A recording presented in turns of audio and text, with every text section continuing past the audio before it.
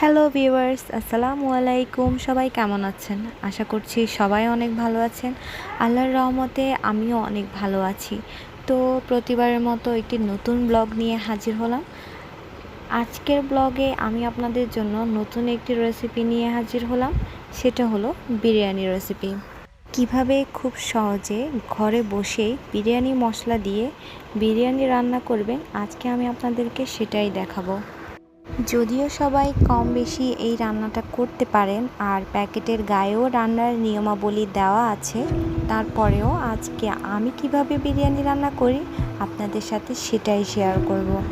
তো চলুন কথা না বাড়িয়ে শুরু করা যাক।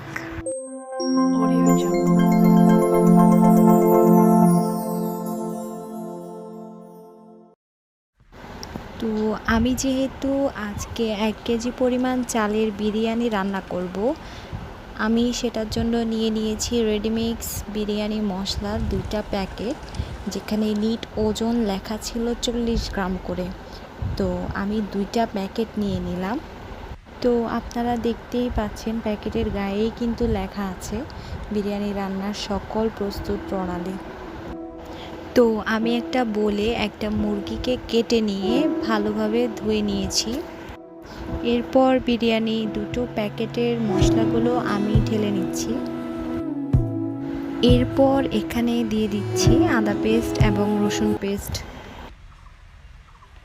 এখন আমি এখানে অ্যাড করছি টক দই। এখন মাংসগুলোর সাথে সবগুলো উপকরণ একসাথে নেড়েচেড়ে মিশিয়ে নিচ্ছি। এখন চুলোয় একটি পাত্র বসিয়ে তেল দিয়ে দিলাম। তেল গরম হওয়া অবধি আমি অপেক্ষা করছি। তেল গরম হয়ে এলে এখানে আমি 1 কাপ পরিমাণ পেঁয়াজ কুচি দিয়ে দিচ্ছি।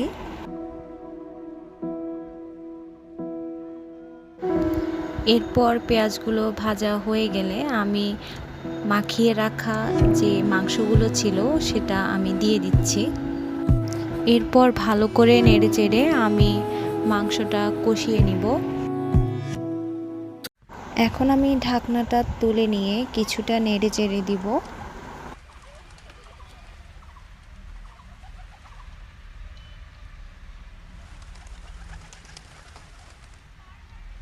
এখন ভালোভাবে সিদ্ধ হওয়ার জন্য আমি কিছুটা গরম পানি অ্যাড করেছি। আজকের ওয়েদারটা অনেক বেশি ভালো লাগছে আমার কাছে, কারণ কিছুক্ষণ আগে বৃষ্টি হয়েছিল বাইরে। আর এমন একটা ওয়েদারে বিরিয়ানি রান্না কার না ভালো লাগে। আমি ঢাকনাটা তুলে একবার চেক করে নিচ্ছি মাংসটা হয়ে এসেছে কিনা। যখন মাংসের তেলগুলো উপরে চলে আসবে তখন আপনারা বুঝে নেবেন যে মাংসটা পুরোপুরি হয়ে এসেছে। তো আমার এখানে ক্যামেরায় ভালোভাবে দেখা যাচ্ছে না, মাংসটা পুরোপুরি হয়ে গেছে। তো আমি এই মুহূর্তে আবার ঢাকনা দিয়ে কিছুক্ষণ রেখে দিব। এখন আমি অন্য একটি পাত্রে তেল ঢেলে নিচ্ছি। এখন আমি এখানে আগে থেকে কেটে ধুয়ে রাখা কিছু আলু দিয়ে দিব।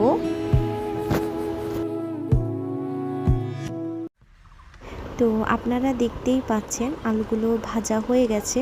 এখন আমি এগুলোকে তুলে এক পাশে রেখে দিব। এখন আমি ওই তেলের মধ্যেই কিছু এলাচ, দারুচিনি এবং তেজপাতা দিয়ে দিচ্ছি।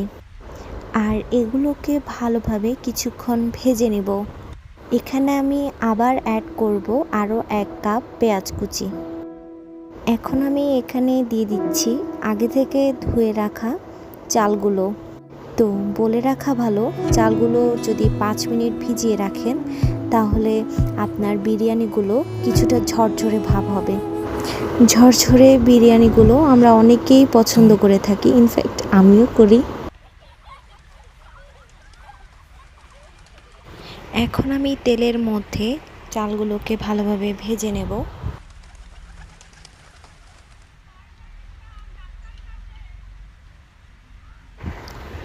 ভাজা হয়ে গেলে এখন আমি এখানে ঝোল সহ মাংসগুলোকে ঢেলে দেব। এরপর এগুলোকে আমি ভালোভাবে উল্টে পাল্টে নেড়ে চেড়ে নিব যতটুকু পারি। আর এই পর্যায়ে আমি কিছুটা পরিমাণ লবণ অ্যাড করে নিচ্ছি। এখন এখানে দিয়ে দিব আগে থেকে ভেজে রাখা আলুগুলো। এখন এখানে আমি অ্যাড করে দেব পানি। আর পানিটা অবশ্যই ফুটন্ত গরম পানি হতে হবে। আমি এখানে 1 কেজি চালের জন্য 2 কেজি পরিমাণ পানি নিয়েছি। এখন আমি ঢাকনা দিয়ে ঢেকে রেখে দেব 10 মিনিটের জন্য। এখন আমি ঢাকনাটা তুলে নিচ্ছি।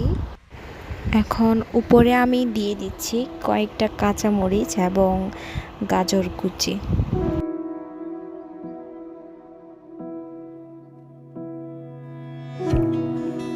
এখন আমি আবার ঢাকনাটা দিয়ে কিছুক্ষণ দমে রেখে দেব। তো এখন আমি চুলোয় একটি তাওয়া বসিয়ে সেখানে পাতিলটা রেখে দিচ্ছি দমে রাখার জন্য।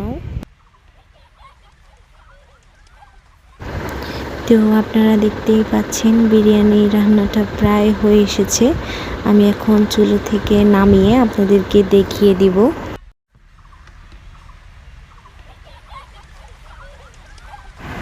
তো ভিউয়ার্স, আমার আজকের বিরিয়ানির রেসিপিটি যদি আপনাদের কাছে ভালো লেগে থাকে তাহলে অবশ্যই আমার চ্যানেলটি সাবস্ক্রাইব করে রাখবেন এবং পাশে থাকা বেল আইকনে প্রেস করে রাখবেন।